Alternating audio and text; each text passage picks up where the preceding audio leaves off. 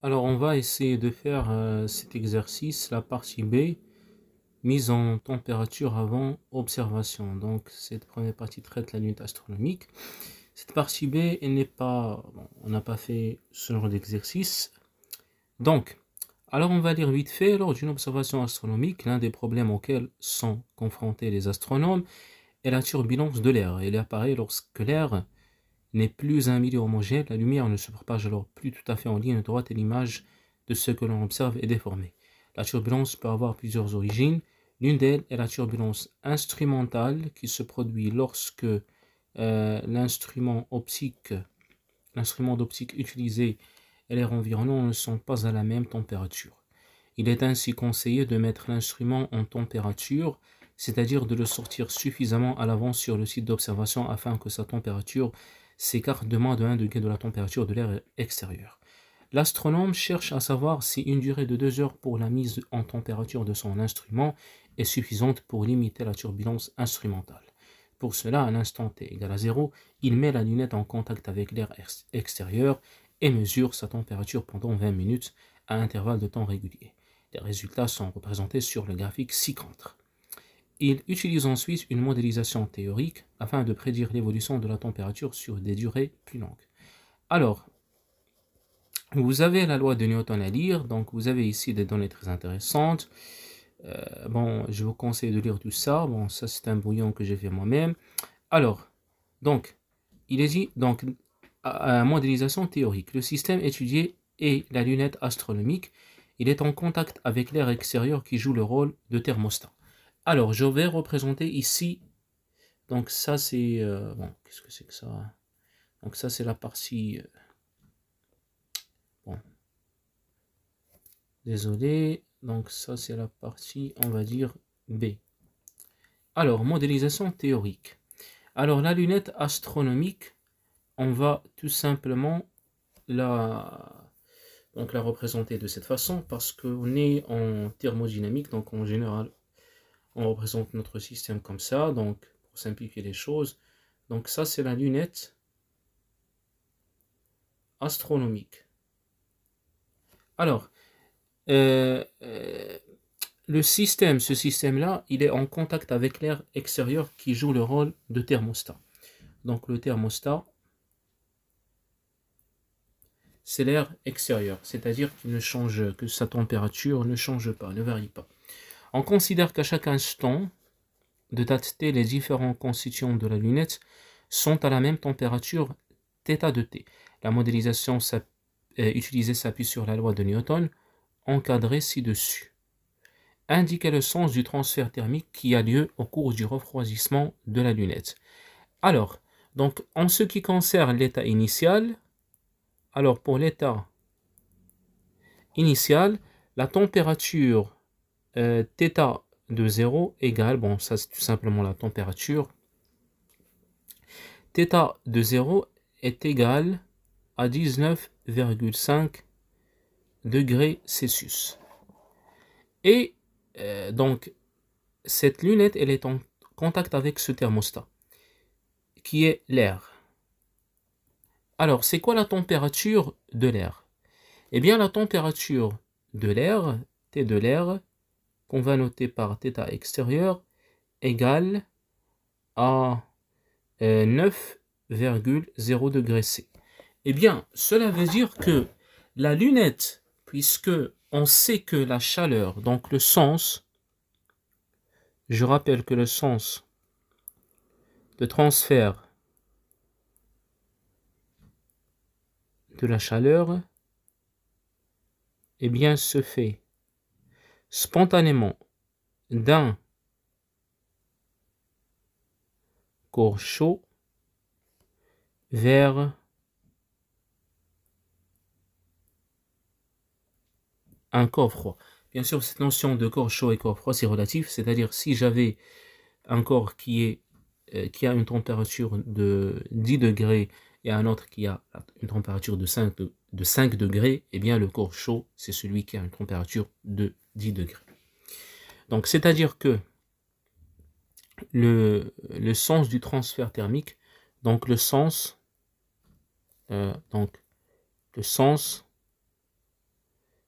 c'est de la lunette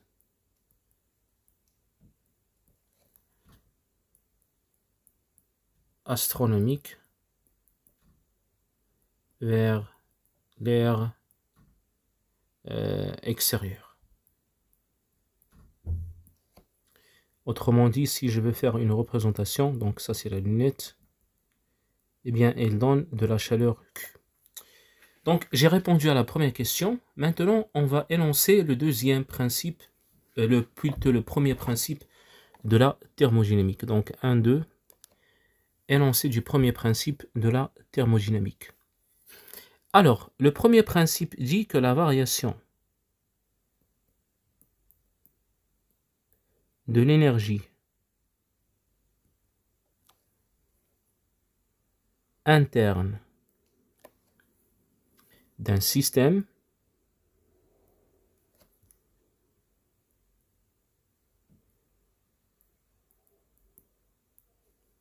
est égale à la somme du travail échangé avec l'extérieur plus la chaleur échangée avec l'extérieur. Eh bien, mathématiquement, delta U est égal à W plus Q. Donc ça, c'est le travail, c'est-à-dire le work. Et ça, c'est la chaleur. Ça vient de quantity en anglais. Alors, donc, montrer que la variation de la... Donc, j'ai fait 12. Maintenant, 13. Montrer que la variation de la température delta θ de la lunette sur une petite durée delta t vérifie la relation C delta θ est égal à machin. Donc, HS θ extérieur moins θ multiplié par delta t. Où C étant la capacité thermique de la lunette. Alors, qu'est-ce qu'on va dire? On va utiliser tout simplement ce premier principe de la thermodynamique. On va dire, on a delta U égale à W plus Q. Or, le travail échangé avec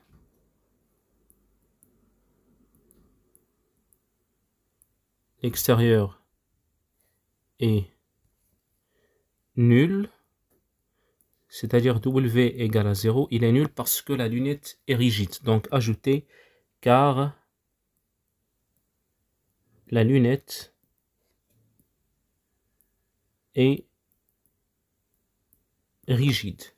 Donc puisque le travail échangé est nul, cela implique que W est plutôt que delta U égale à Q. Donc ça c'est la première des choses. Or ici si on voit un peu phi qui est donné ici, donc on va dire or, on sait que par définition le flux c'est une quantité de chaleur divisée par une variation de temps delta t. Donc ici notez delta t minuscule et pas majuscule. Eh bien cela implique que Q est égal, donc Q qui est en elle-même, donc si je vois ici delta U, donc puisque delta U est égal à Q, et delta U c'est C delta T, donc j'écris ici C delta θ, delta θ. Donc ce qui implique que Q qui est égal à C delta θ est égal à phi delta T. D'accord? Alors qu'est-ce que je trouve? Je trouve que C delta θ égale à phi delta T. Sachant que phi c'est HS θe moins θ. Donc c'est HS θe moins θ multiplié par delta T. Et je crois que j'ai trouvé ce qui est demandé. Donc c'est la relation demandée. Alors maintenant, dans 1,4, plutôt 14, on déduire que la température θ de t de la lunette vérifie l'équation différentielle suivante. Eh bien, on va utiliser tout simplement cette relation. Donc, on va faire tendre, on va prendre une quantité, une variation infinitésimale de θ. Donc, qu'est-ce qu'on va dire donc pour 14? Alors, on va dire, on a C delta θ, d'après la question précédente, est égal à HS θe moins θ multiplié par delta t.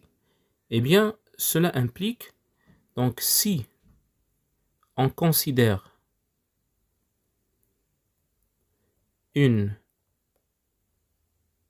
alors on va dire une variation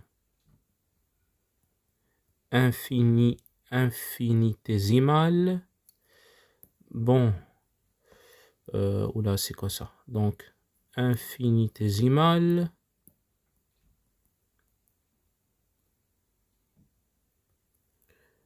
on aura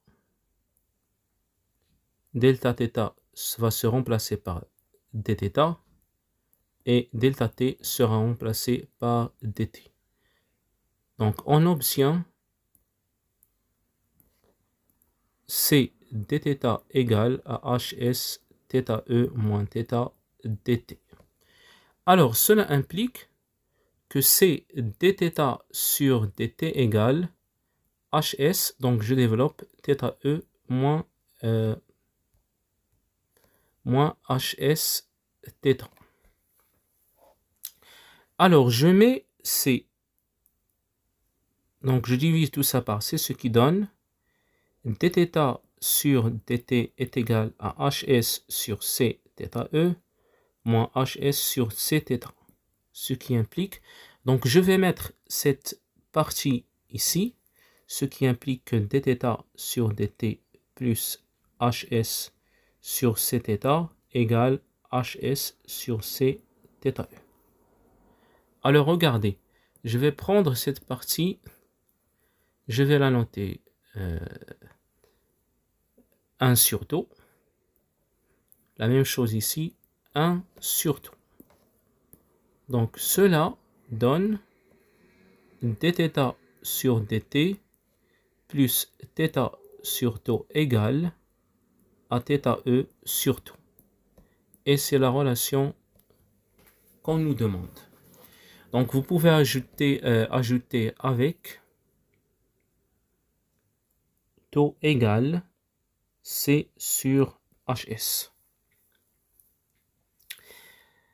Alors,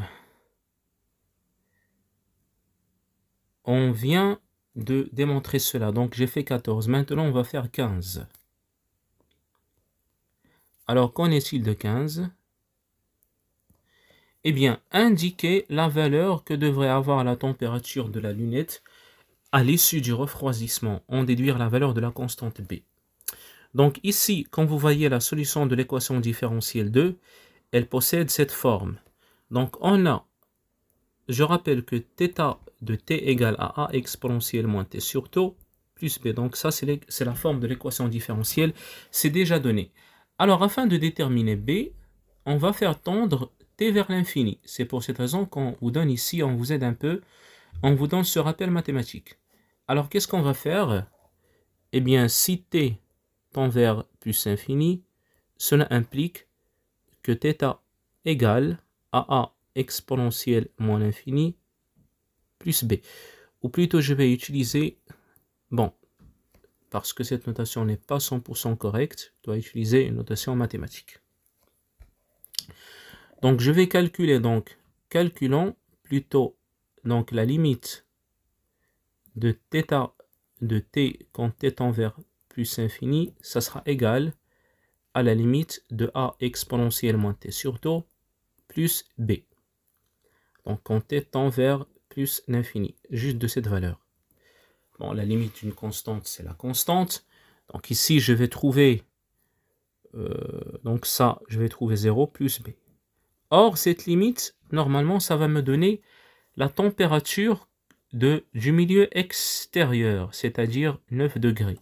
Donc, ça va me donner, donc cette partie, ça va me donner 9 degrés Celsius. Donc, cela implique que B égale à 9 degrés C. Et c'est ce qui est demandé. Alors, passons maintenant à la question 16.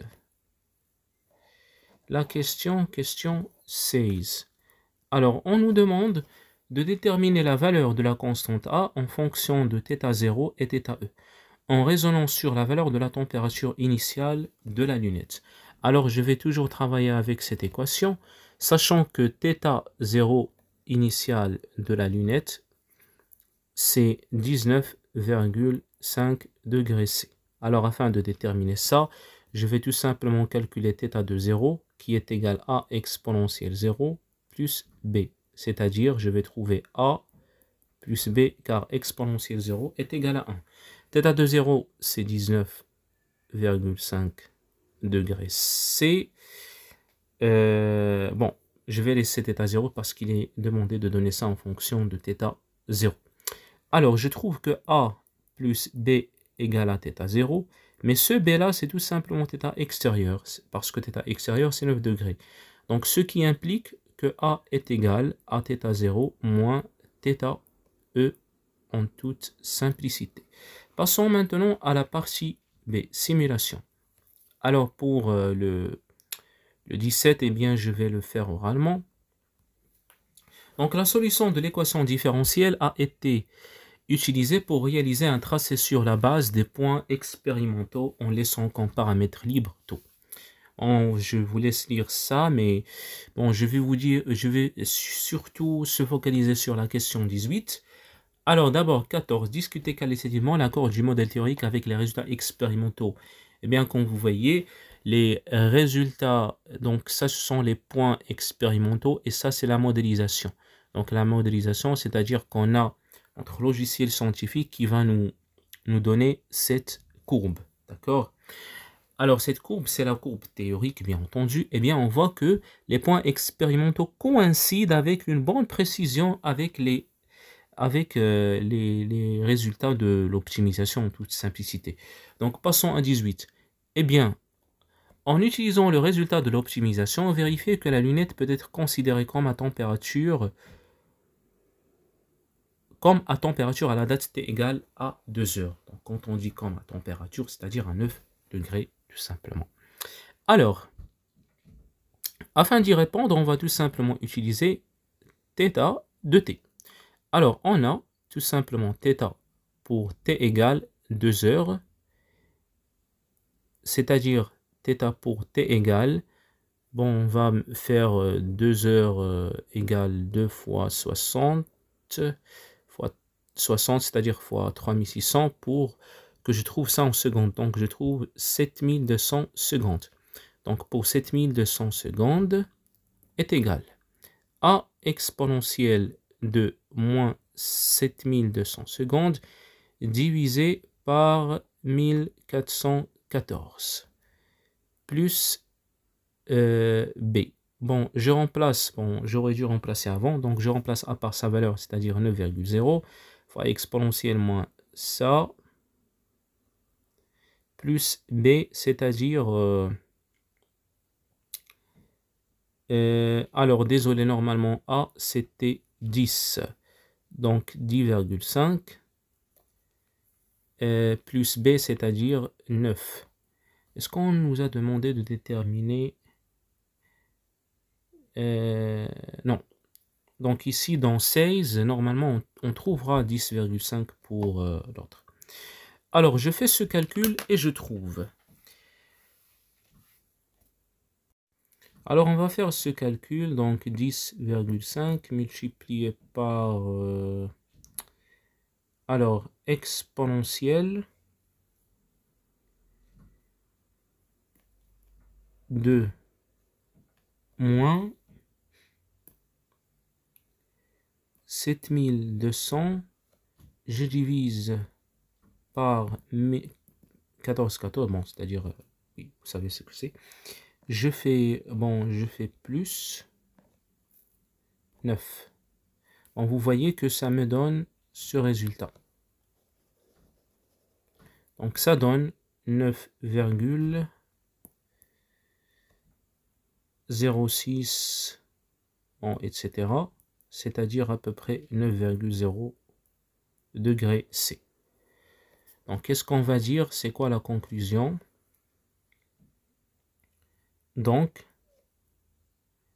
la lunette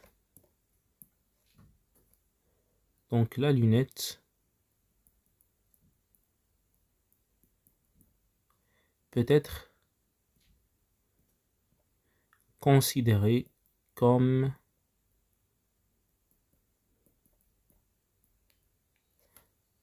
à température, car θ pour t égale 2 heures est égal θ extérieur. Et c'est tout pour cet exercice. Je vous souhaite bon courage.